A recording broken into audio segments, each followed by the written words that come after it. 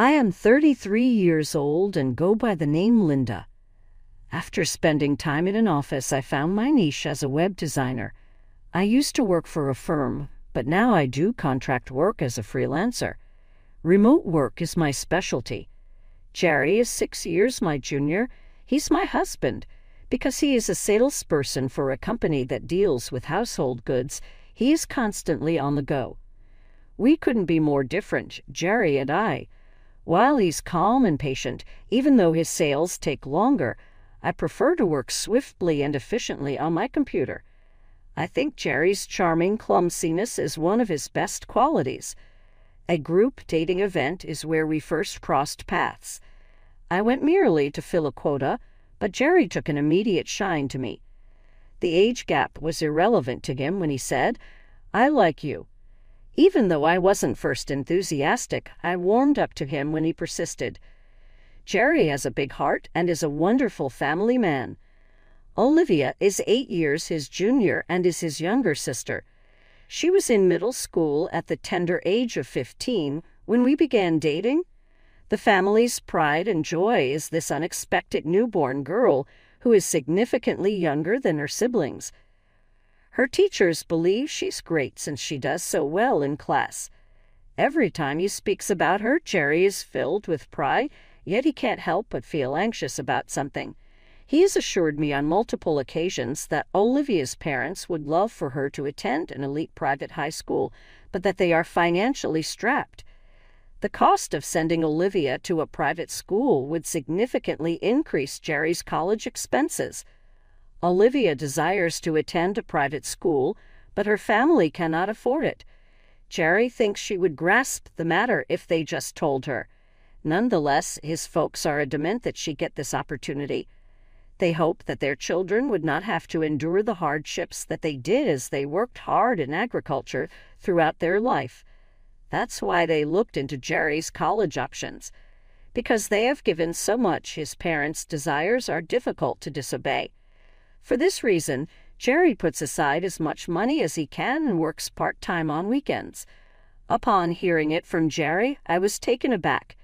He looks much older than me, despite being 6 years my junior. Looking back, I can see that Olivia was under a great deal of pressure from Jerry and his folks. I naively believed they were simply a nice family who were concerned about her future. I wed Jerry at the age of 32, 3 years after we began dating. Our wedding was a year ago, and we're still loving every moment of being husband and wife. I get along great with Jerry's family, and we haven't fought once. Our marriage is secure and fulfilling. We are not yet parents because we are fully committed to our careers. We still intend to have a family at some point, and we will consider it when the time is appropriate, despite the fact that we are getting on in years. Nonetheless, it doesn't concern me too much. The tight bond that Jerry shares with his sister Olivia is something that worries me. Olivia began her senior year of high school this past fall at a prestigious private institution in the metropolis. She rented an apartment near ours because it is so distant from the countryside where she had resided. I can see why Jerry's parents would want him to take care of her. The issue is that Olivia never leaves our house. She keeps knocking on our door and repeatedly asks, "Jerry, are you home?" "I'm nearby, so it's fine," she'd cheerfully exclaim as she sat on the couch, embracing my husband. Jerry seemed awkward, but I think he secretly liked it. She was always smiling. As an observer, I couldn't help but feel envious of their closeness as siblings. "Olivia, would you like some tea or juice?" "Excuse me," I inquired. "Tea," she said hastily with an air of rudeness that irritated me. "I can make it for you this time, but next time you'll have to do it yourself. That's not how you ask," I told her, suppressing the want to tell her it was unreasonable. "You know, I'm working from home, so I can't really put my feet up any time I want." Making the tea was my next step. Even though Olivia is capable of putting on an air of politeness when she wants to, her demeanor shifts when we are alone. "Oh, my friend's calling," Jerry abruptly announced before snatching his phone and bolting out of the room. Olivia went from warm to icy the second the door shut. My brother married someone like you, so why? He doesn't think you're good enough. Were you attempting to extort him or what? Well, maybe I know some big secret about your brother, and that's why I did it. I responded with a cheeky smile, keeping my cool. "Ha! What nonsense!" she exclaimed, her irritation evident. "You don't frighten me. Being handled with such insensitivity is rather bothersome. You would be more attractive and youthful. I don't feel comfortable talking to someone your age." Attempting to maintain my composure, I responded, "Well, I suppose I must seem old to a high school student like you. But don't forget, you're more than just a brother to him. Shouldn't you be helping him out a little more?" she continued.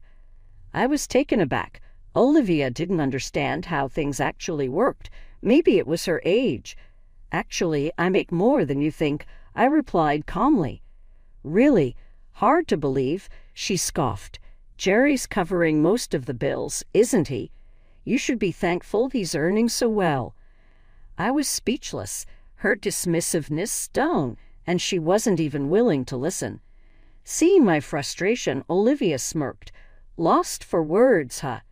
Don't expect me to keep quiet about this," she added with a mischievous glint in her eye. She was clearly looking to pick a fight. I decided it was best to keep quiet and let her talk. Then I noticed Jerry's call had ended and his footsteps approached. The moment he walked in, Olivia's whole demeanor shifted. She beamed at him, her voice turning sweet. "Jerry, was your call okay?" she asked. He sat on the sofa. "Yeah, just a quick confirmation." "Great," I said, handing him a cup of tea. "Drink it before it gets cold." "Thanks," he replied, smiling. Watching Olivia's icy attitude melt into warmth was shocking. Around Jerry, she seemed like a completely different person. Dealing with her alone was never easy, but I dismissed it as jealousy and didn't tell Jerry, knowing she'd only become bolder. "So, what's for dinner?" she asked, leaning over the counter. "Stew," I replied casually. "All right," she said, though I could tell she had other thoughts. But today, things took a different turn. While I was making dinner and Jerry was in the restroom, she suddenly came up behind me, leaning over my shoulder. I could feel the tension. Then, out of nowhere, she did something I hadn't anticipated. "Oops, my hand slipped," she said with a smirk, grabbing the pot and throwing it into the sink with a loud crash. The sound jolted me. My carefully prepared stew was ruined, splattered everywhere. Shocked, I quickly turned off the stove, while Olivia stood there, grinning. "Are you okay?" Jerry rushed in, hearing the noise. "Oh, I'm sorry." She startled me, and I accidentally dropped the pot, Olivia said smoothly. "Linda, were you hurt?" Jerry asked, concerned. "Yes, I'm fine," I whispered, trying to keep calm.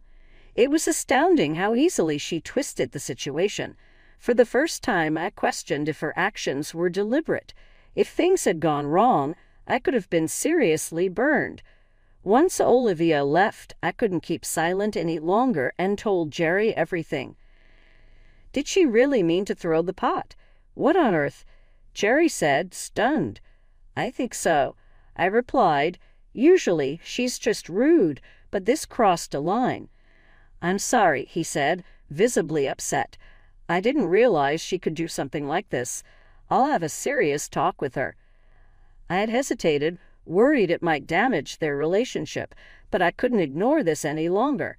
The next day, Jerry spoke to Olivia, issuing a stern warning. That evening, she came by to apologize, looking genuinely sorry. "It's okay as long as you understand," I replied firmly. "But please don't pull something dangerous like that again." She seemed sincere, so I decided to let it go, hoping we'd moved past it, but I was far from prepared for what lay ahead. A few weeks later, as Jerry and I planned a 5-day getaway, Olivia cut in one evening.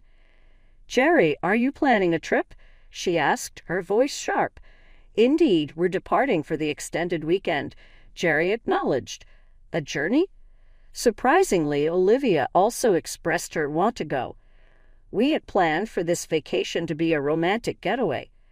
Jerry sensed my unease and calmly stated, "This trip is to celebrate our wedding anniversary, so it's only for us." "No, that is unfair." Olivia expressed her want to accompany him. "My apologies, Olivia." Jerry spoke slowly and gently. "Another time we can arrange for a family vacation. Why don't you return home and spend the weekend with Mom for the time being? If anything were to happen, we won't be able to help because we're not around." Jerry had to ask Olivia multiple times before she would accept, yet she still didn't appear delighted. Our vacation was just perfect, so we went ahead and did it. Jerry and I were able to spend some quality time alone for the first time recently. We shopped for trinkets, enjoyed local cuisine, and saw famous landmarks. In the hopes that it would encourage Olivia to modify her attitude, we went to the store and bought her some sweets. But then something out of the ordinary occurred on the way back to our house. After our excursion, we hailed a cab at the station. However, the driver scowled when Jerry attempted to pay with his credit card. "Strange, your credit card seems to be rejected," he pointed out. "That's strange," Jerry said, his expression betraying his confusion. "If the card doesn't work, I'll simply pay with cash. Could you kindly hold on for a second while I retrieve some funds from the house?" I apologized to the driver as he continued to process Jerry's card. I decided to dash home to fetch some cash because we didn't have much left over from our excursion, and the card reader didn't seem to be working. Something seemed wrong the moment I opened the front door. Although nothing appeared to be amiss, an eerie vibe pervaded the atmosphere. Putting my fears aside, I made my way to the living room. As I cautiously opened the door, everything appeared to be in order. "Olivia, are you home?" "Hey," I yelled. "Yes, I'm here," was the response we received from our bedroom. I didn't understand. Olivia was meant to be at her parents' house. I ran to the bedroom in a panic. "Olivia, I need to know why you're in here." I announced that this was our bedroom. But there was a major problem. In addition to being spotless, the room was surprisingly vacant.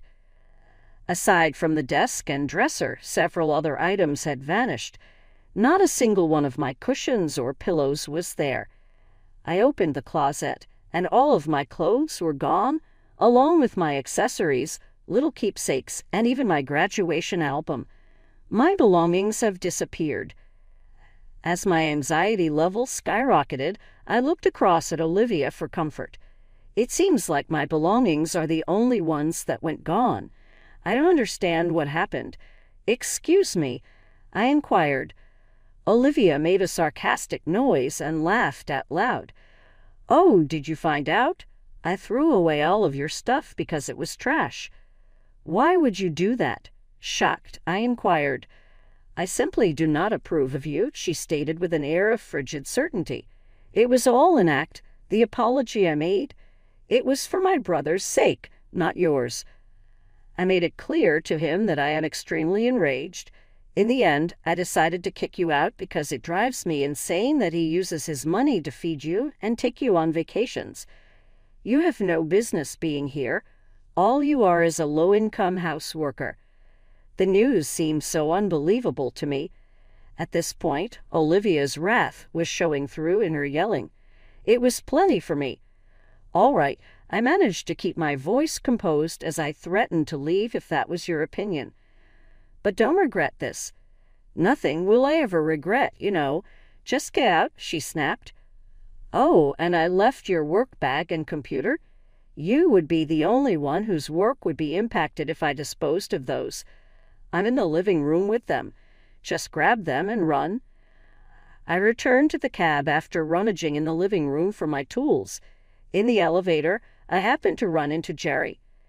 "You were quite slow, but the car did its job in the end. Could something be wrong?"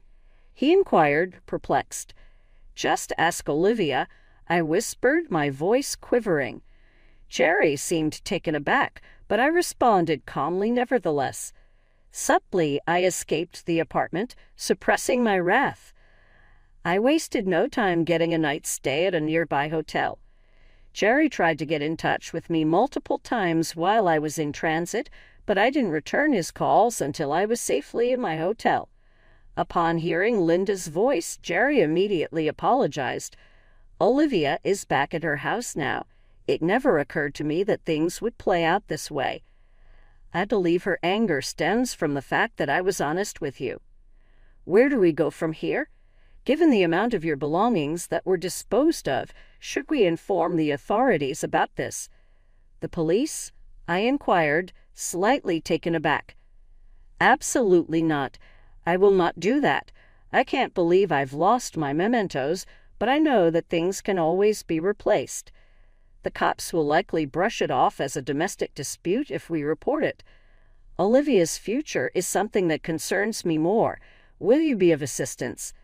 Absolutely, Jerry responded with an air of resolve. Please, I can't have her behave like way any longer. I need you to tell me what to do. After hearing his words of encouragement, we settled on a strategy to deal with Olivia's conduct. It was agreed that we would be strong with her and let her face the true repercussions of her actions. A woman in her 40s would not take it lightly if Olivia acted out. It had been 3 months since I'd left home. Staying at my parents' house was tranquil, and although I missed Jerry, we kept in touch and saw each other on weekends, so everything was okay. It took some time for me to adjust to my new life, but I'm actually enjoying it. Having a respite from housework was a relief, and I loved eating my mom's prepared meals. The 3 months had passed, though, and Olivia had paid Jerry multiple visits. According to Jerry, she appeared content as she contemplated the possibility of a divorce. I can only fathom the arrogance she must have felt upon winning, though it may seem that such at times. As I helped my mom with dinner one evening after work, Jerry gave me a call. Did she show up? I asked.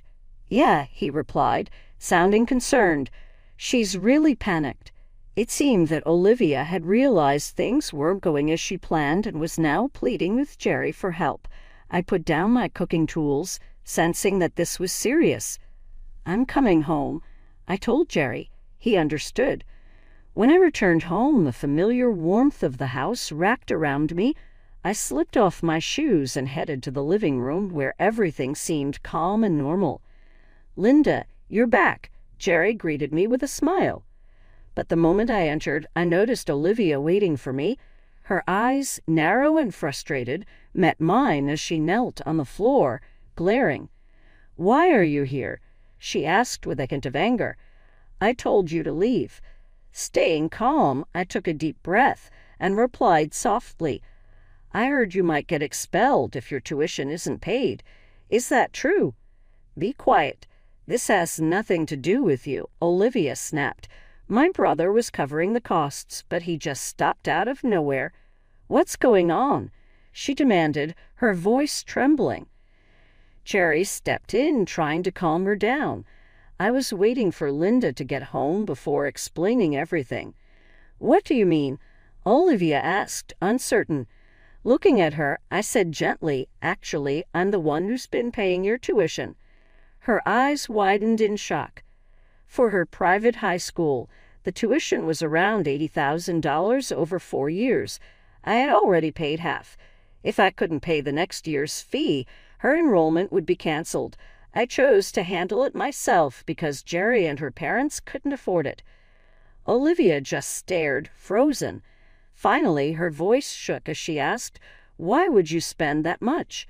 You could just work from home or something. I do work from home, I replied, but the job is the same whether I'm in an office or not. I've just taken on more work to help out. Eyes burning with tears, she asked, Why didn't you just tell me? I didn't want to cause tension between you and Jerry. I was ready to deal with a little criticism for that. I replied evenly, but throwing out my things, that crossed the line. I didn't know you were paying, she insisted, voice rising in desperation. You don't have to believe me, I murmured, but if I stop, you won't be able to finish high school. "No, I can't drop out," Olivia said, breaking down in tears. "Then you need to take responsibility for your actions," I told her firmly. "Why should I?" she shot back, her tone defensive. "Because, Olivia, your behavior has been unacceptable. Jerry interjected. "Linda made it possible for you to attend a great school. If this keeps up, you may have to drop out." Olivia looked at us, struggling with her emotions. "Linda, I'm sorry," she finally whispered. "What was that? I didn't quite hear you," I replied, not letting her off easily. "I'm sorry," she said, voice shaking. "I didn't realize. Please just let me stay in school." "Are you really sorry?" I asked, watching her closely. "Yes, I am," she said, her eyes wet. "I wouldn't be apologizing if I didn't mean it." But despite her words, her regret still felt distant to me. "All right then," I said quietly. "From now on, you'll be responsible for all the housework." She gasped. "What? You need to pay me back for the things you threw out," I continued, my tone firm. "You'll help around the house and act responsibly." "Why should I have to do that?" she protested. "If you'd rather not, just let me know," I replied calmly. "But if that's the case, I won't be able to cover your tuition anymore, or the cost of the school trip." "What? I can't miss the school trip," Olivia exclaimed, clutching her hands in frustration. "Then you'll need to help with chores every day for a year," I stated evenly. "Otherwise, I may have to report your actions." "What about the law enforcement?" "Are you kidding me?" Olivia's tone was quivering. "You haven't shown a real regret." I refused to budge. I refused to see any other way, I declared. "Very well, I get it." Her expression turning pale and her energy level plummeting, she pleaded with him not to contact the authorities. She appeared to finally be taking my tough stance seriously, so it must have worked. From that point on, Olivia dutifully carried out all of the housekeeping tasks as I had requested. She became more proficient at housekeeping chores, laundry, and cooking as time passed. She clearly had success as a result of her efforts. She became more proficient and proud of her achievements. She started to enjoy cooking and even dabbled in recipe experimenting after a while. She began having friends and family around to share her delicious creations after they turned out so wonderfully. Olivia began to treat me differently after that. Jerry, who kept a careful watch on her actions, also helped lead her. Over the course of a year, she oversaw the household chores, and I could see a marked improvement in her character. Her demeanor changed as she started to express gratitude for little things. Her once unyielding character seems to soften with time. Olivia aced her college admission examinations during her senior year of high school and earned a spot in her dream university. "I was able to finish high school thanks to your help," she told me, her face beaming with excitement. "Thank you so much." "Your work was excellent. Congratulations," I said, my heart overflowing with joy for her. As she embarked on a new chapter in her life, I truly wanted to be there for her. We decided to put the past in the past because Olivia had grown to mean a lot to our family. She approached me one day with an unusual request. "I want to handle my university fees on my own, using a scholarship," she whispered. My astonishment was obvious. "Do you mean it? Is doing it something you truly desire?" "Excuse me?" I inquired. She said with conviction, "Yes, I want to handle everything on my own." "Olivia," I remarked, profoundly affected by her choice. My heart swelled with joy as I witnessed her growing up and becoming more independent. How much she had grown up moved Jerry as well. "If you ever require assistance, please don't hesitate to ask," he reassured her with warmth. I spoke softly, and she gave me a grateful glance. "Yes, I am incredibly grateful," she expressed. Olivia then began her time at university. Despite juggling her classes, part-time jobs, and extracurriculars, she remained cheerful and positive. She consistently achieved passing grades in all of her classes. She devoted her last year to researching and writing the thesis.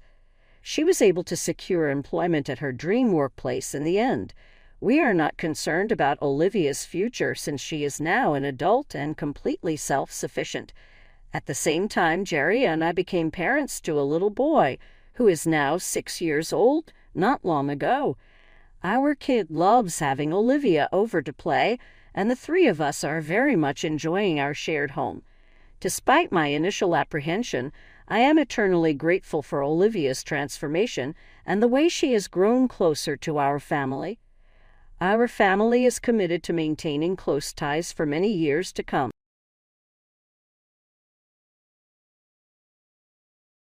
Hey there, I'm Mia. I'm 32, thriving in the marketing world, and living a life that looks like a dream on the outside. We've got the picture-perfect setup. A beautiful house in the suburbs, my amazing husband Derek, and our little boy Jack, who's 5 and the absolute light of my life. On social media, we're that family everyone loves to love, and secretly hates. But trust me, appearances can be very deceiving. It all began when I first met Derek's family. His sister Margaret seemed nice enough, but there was something a little off about her. And then there was their mother, Sandra. Sandra smiled at me like a shark circling its prey. During our first dinner, she looked me up and down and said, "Oh, Maya dear, that dress is interesting." I'm sure it was quite fashionable a few years ago. I plastered on my best fake smile and replied, "Thanks, Sandra. I just love vintage." Derek squeezed my hand under the table, blissfully unaware of the tension. As time passed, things only got weirder. Margaret was always dashing off somewhere, using vague excuses about work or meeting friends, but it never quite added up. One night, I mentioned it to Derek. "Hey, doesn't it seem like Margaret's been acting a little strange lately?" He just shrugged. "That's just Margaret being Margaret. You know how she is." But I couldn't shake the feeling. Thank God for my best friend and work buddy Allison. She's been my rock through all this chaos. "Girl, your in-laws sound like a nightmare," she said over lunch one day. "You have no idea," I replied, rolling my eyes. Sandra's backhanded comments, Margaret's sneaky behavior, it's just a lot. Little did I know, things were about to escalate. One Tuesday night, I was working late, finishing up a big presentation. As I was packing up to leave, I noticed Margaret's car in the office parking lot. "Weird," I muttered. Curiosity got the best of me, and I decided to peek through the office windows. There she was, in what should have been an empty conference room, arguing with a man who definitely wasn't her husband. They spoke in hushed, urgent tones, but I managed to catch snippets. "You promised me," the man hissed. "I want what's mine." Margaret looked panicked. "I'll get it, I swear. I just need more time." My heart was racing. What on earth was going on? I watched as Margaret handed the man an envelope. He glanced inside, nodded, and left. I ducked behind a cubicle as Margaret rushed out, her face a mask of worry. Once she was gone, I bolted to my car, my mind spinning. Was Margaret involved in something illegal? The next few days were a blur. I couldn't get the image of Margaret and the mystery man out of my head. What was in that envelope? Money? Drugs? My imagination went wild. I tried to act normal around Derek, but he noticed. "Babe, you okay? You seem distracted," he asked one morning over breakfast. "Just work stuff," I lied, feeling guilty. How could I tell him what I'd seen? Sandra's behavior got even stranger. She began showing up unannounced, her eyes narrowing as though trying to read my mind. "Ma, dear, you look tired. Is everything all right?" she'd ask, her voice dripping with fake concern. "I'm fine, Sandra. Just busy with work," I'd say, gritting my teeth. I had to tell someone, so I called Allison for an emergency lunch. When I spilled everything, she leaned in, wide-eyed. "Holy crap. What are you going to do?" she whispered. I sighed. Part of me wants to confront Margaret, but you're scared of what you'll find out? Allison finished for me. "This is serious. Be careful." Apparently, the universe wasn't about to let me take it slow. That weekend was Derek's birthday, and Sandra insisted on hosting a family dinner. Just what I needed. Being trapped with people I was lying to and those I was suspicious of. The tension was thick. Margaret kept checking her phone, looking jumpy. "Everything okay, sis?" Derek asked. "Fine. Just work," Margaret muttered. I couldn't help but snore. Margaret's head snapped up, and our eyes locked. In that moment, I knew she knew that I knew. Sandra, ever the hawk, didn't miss a beat. "Maya, Dear, care to share what's so amusing? She asked, her tone icy. Oh, nothing, I replied, forcing a smile. Just remembered a funny work story. The rest of the dinner was a minefield of loaded glances and thinly veiled hostility. By the time we left, I was a bundle of nerves that night, but I had made up my mind. I needed to confront Margaret. For the sake of my sanity and my family, I couldn't keep quiet any longer. The next day, after work, I cornered her in an empty conference room. We need to talk, I said, my voice unsteady. Margaret crossed her arms defensively. What do you want? I saw you, I blurted out. Last week with that man. What's going on, Margaret? Her face went pale, then flushed with anger. You don't know what you're talking about, she hissed. I think I do, I insisted. Are you in some kind of trouble? Is it drugs? Money? Margaret let out a hollow laugh. You have no idea what you've stumbled into, Mia. For your own good, stay out of it. Or what? I challenged. Her eyes turned cold. Or you might find yourself in a situation you can't handle. This is bigger than you, bigger than all of us. Keep your mouth shut if you know what's good for you. With that, she stormed out, leaving me shaken. That night, I tossed and turned, my mind racing. Finally, around 3:00 a.m., I drifted into a fitful sleep. When I woke up to sunlight streaming through the window, something felt off. As I sat up, an object fell into my lap. I looked down and froze. It was a lock of my hair. Panicking, I ran to the mirror. A chunk of my hair had been crudely cut away. On the dresser lay a note, keep quiet, or next time it won't be just your hair. My blood ran cold. Sandra had been in our house, in our bedroom, while we slept. This wasn't family drama anymore. This was war. Fuming, I stormed into the kitchen, the lock of hair clutched in my fist. Derek was making coffee, blissfully unaware of the storm about to hit. Your mother was in our bedroom last night, I spat out. Derek turned, his face etched with confusion. What? That's impossible. I thrust the hair and the note at him, his face drained of color as he read it. This can't be right. Mom wouldn't. Wouldn't what? Threaten me? Cut my hair while I slept? Wake up, Derek. The argument that followed was brutal. Derek was trapped between disbelief and loyalty to his family, clinging to denial. There has to be some explanation, he kept repeating. But I was done explaining, done being the victim. I called Allison, my voice shaking with anger. I need your help, I said. We're going to expose everything. Over the next few weeks, Allison and I transformed into amateur detectives. We dug into Margaret's financial records, tracked her movements, even followed her a few times. Look at this, Allison said one afternoon, pointing to her laptop. Margaret's been making large cash withdrawals every month. The pieces were starting to fall into place. But it wasn't just Margaret. As we dug deeper, we unearthed dirt on Sandra too. I read through old newspaper clippings, my heart pounding. Holy crap, I muttered.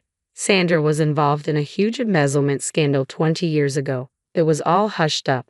The weight of our discoveries was staggering.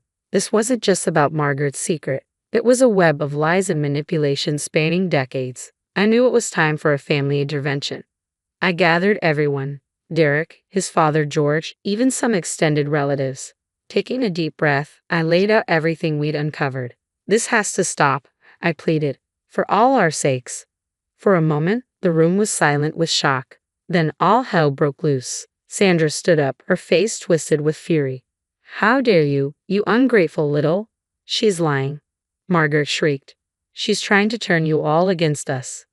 Derek sat there, shell-shocked. George looked like he'd aged 10 years in 10 minutes. What I'd hoped would be a moment of truth dissolved into chaos. Sandra and Margaret cornered me, spinning stories about how I was unstable, jealous, out to destroy the family. To my horror, people started to believe them. Even Derek looked at me with doubt in his eyes. Mia, he said softly, maybe you need help. This obsession. Obsession. I choked out. Are you kidding me? That night, I sat alone in our bedroom, the house echoing with emptiness. Derek had taken Jack to stay with his parents until things calmed down. I stared at my reflection in the mirror, at that uneven patch of hair slowly growing back. How had it come to this? I tried to do the right thing, to protect my family. Instead, I'd lost everything. For the first time since it all began, I broke down and cried. Sandra and Margaret had succeeded. They isolated me, made me look crazy. I was alone, defeated, with no idea how to fix this mess. As I sat there, surrounded by the ruins of my once perfect life, I wondered if there was any way back from this. Had I sacrificed everything in my quest for the truth? The phone rang, breaking the silence of my despair. It was George, Derek's estranged father. "Mia, I believe you," he said gruffly. "Meet me." We met at a rundown diner on the edge of town. George slid a thick folder across the table. It was filled with evidence of Sandra and Margaret's schemes. "I've stayed quiet for too long," he admitted. As we pored over the documents, a plan began to form. The upcoming family reunion would be our stage. "We need irrefutable proof," I said. George's eyes glinted with determination. "I'll handle that." On the day of the reunion, my heart pounded as I stepped into Sandra's meticulously decorated backyard. The air buzzed with anticipation as Sandra began her welcoming speech, oblivious to what was coming. George worked quickly, setting up a projector at the back of the crowd. The screen flickered to life, cutting through the chatter and silencing everyone. We presented our case. Emails, bank statements, and recorded conversations appeared on the screen, each piece more damning than the last. Margaret's money laundering scheme was laid bare, followed by Sandra's long history of fraud. The final blow, a recording of Sandra and Margaret plotting to frame me for embezzlement.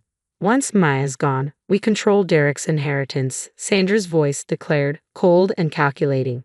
The crowd fell into stunned silence. Then chaos erupted. "How could you?" Derek's voice sliced through the noise, filled with disbelief and hurt. Margaret was the first to crack. "It wasn't supposed to go this far," she sobbed. "Mom said it'd be easy money." Sandra turned on her daughter, snarling, "You ungrateful fool. After everything I've done for you." But the truth was out, and there was no escape. The authorities arrived, and Sandra and Margaret were led away in handcuffs, their faces etched with defeat. In the aftermath, apologetic family members surrounded me, offering hesitant words of support. Derek approached, his eyes brimming with remorse. "Maya, I'm so sorry," he whispered. "Can you ever forgive me?" I looked at him, seeing both the man I loved and the one who had doubted me. "We have a lot to work through," I said honestly. Over the next year, I focused on rebuilding my life. My career soared as I regained my footing, and Derek and I entered counseling, slowly piecing our relationship back together. It wasn't easy, but we were committed to healing. One afternoon, standing in my new office, I received news of Sandra and Margaret's sentencing. A weight lifted from my shoulders. I turned to my desk, where a photo of me, Derek, and Jack sat. We were smiling, genuinely this time. The perfect facade was gone, replaced by something real and honest. It wasn't perfect, but it was ours, and that was better than any illusion ever could be.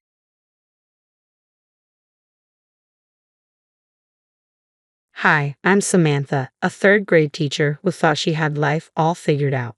Turns out, I was way off. There I was, knee-deep in old photo albums, trying to create a killer slideshow for my mom's 50th birthday. My tiny apartment was decked out in streamers, and my boyfriend, John, was lounging on the couch, chuckling at my dedication. "Samantha, you're going overboard. Your mom's going to love it no matter what," he said, munching on chips.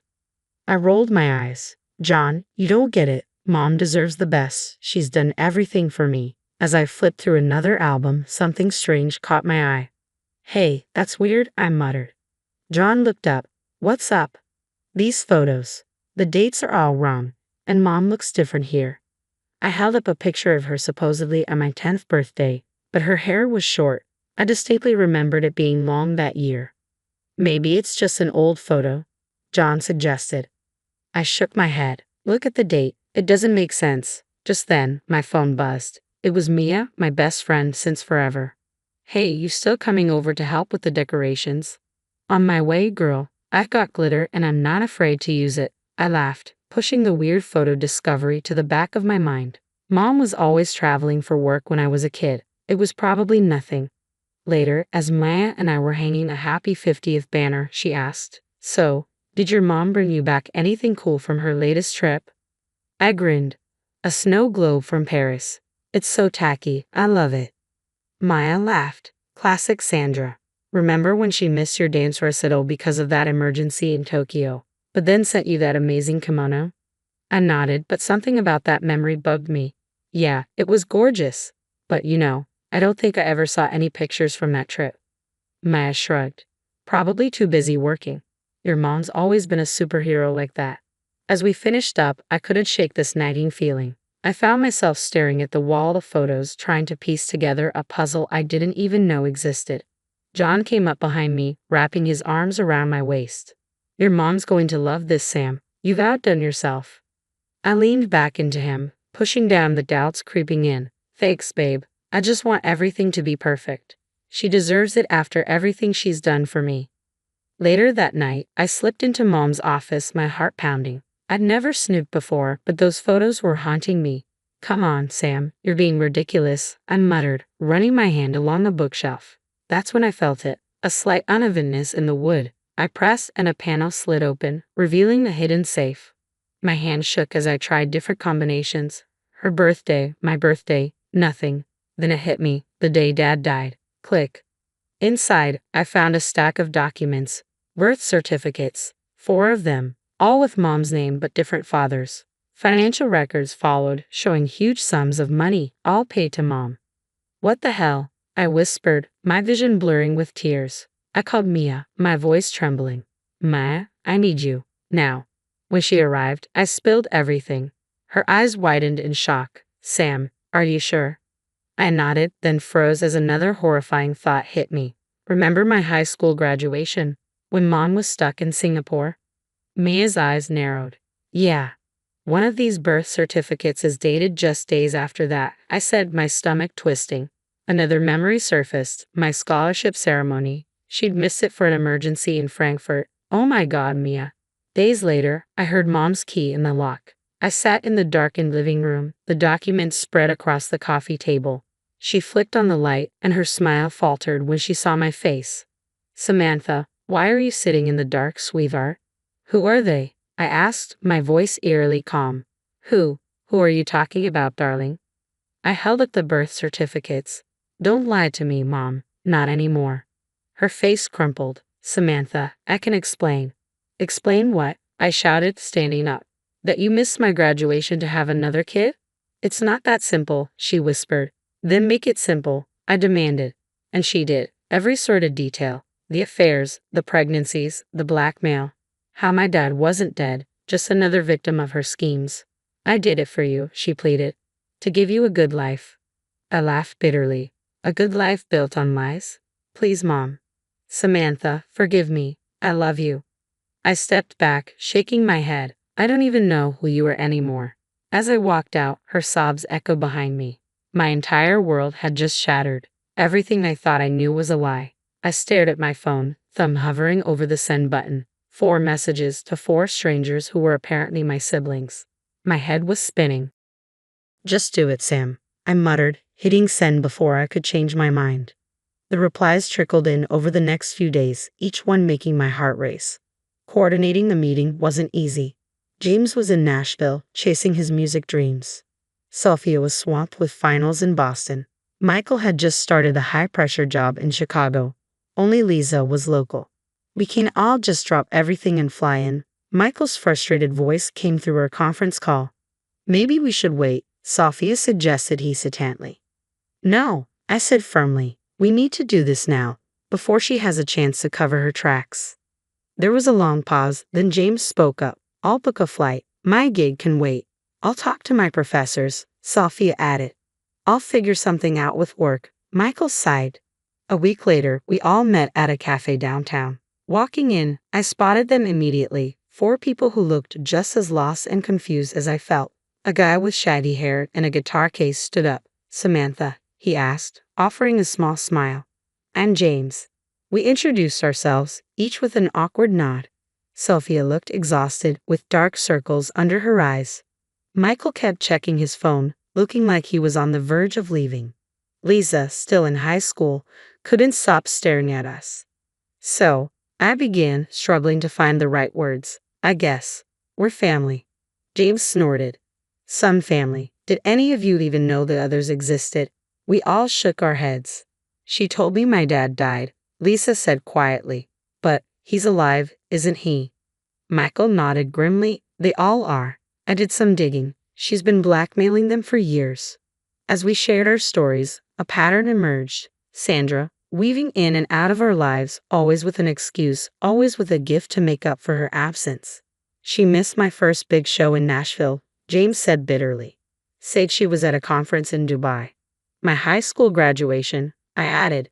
She said she was stuck in Singapore. Sophia's eyes widened. That's when I was born.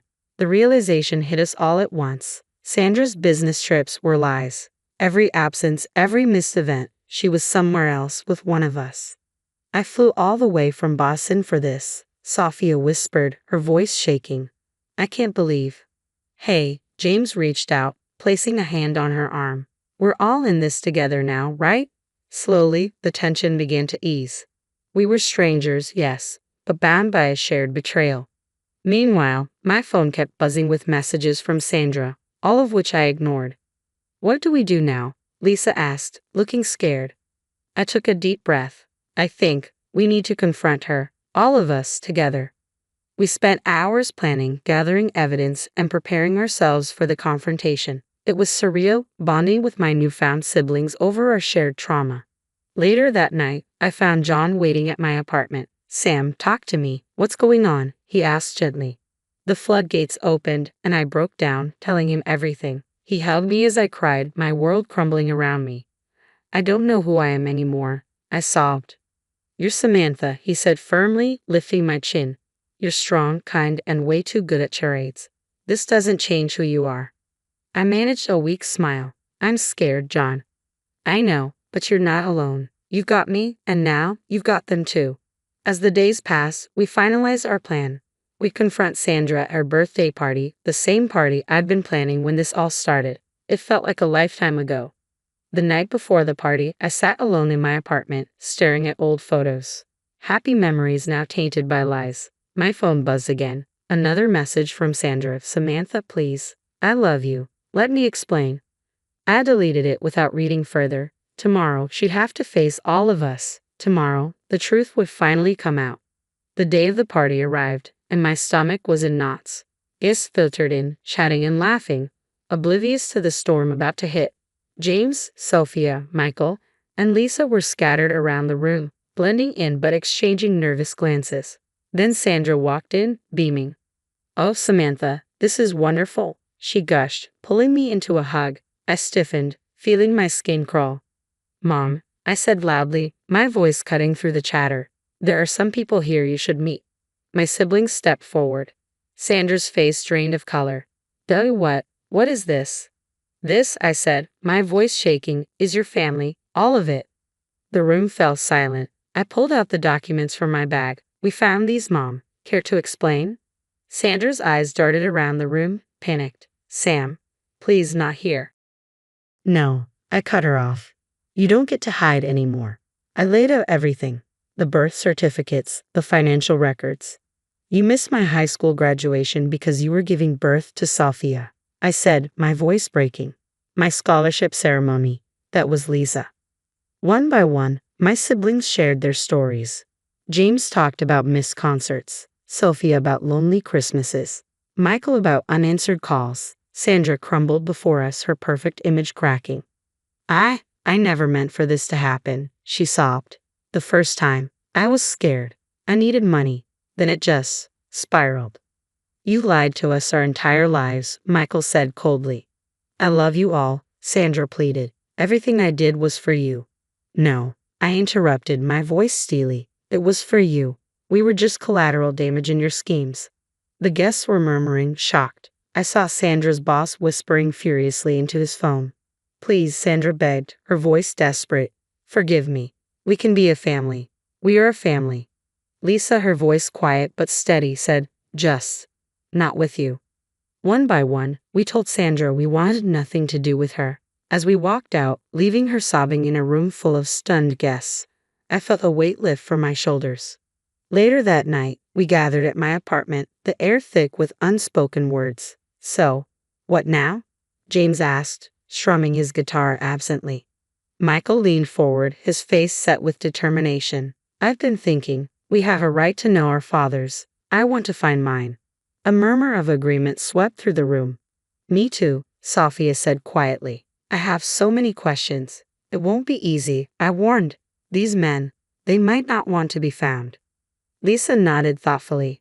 But we deserve answers. We deserve to know where we came from. For hours, we talked, planned, and shared our fears and hopes. We each decided to begin the search for our fathers, to try and fill in the blanks of our lives and understand who we really were. But as the night wore on, something else became clear. James put it into words, looking around the room at each of us. You know, he said softly, no matter what happens with our dads, we've got each other now. We're family.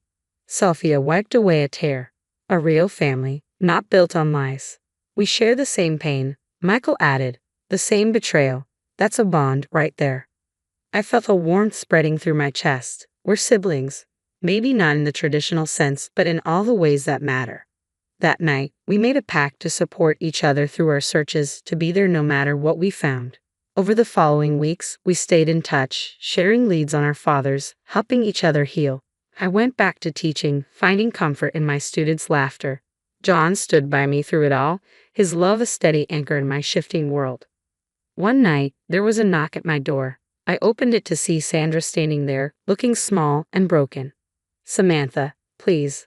No, Mom, I said firmly. We've made our decision. All of us. We don't want you in our lives. She looked devastated. But I'm your mother? A mother doesn't do what you did.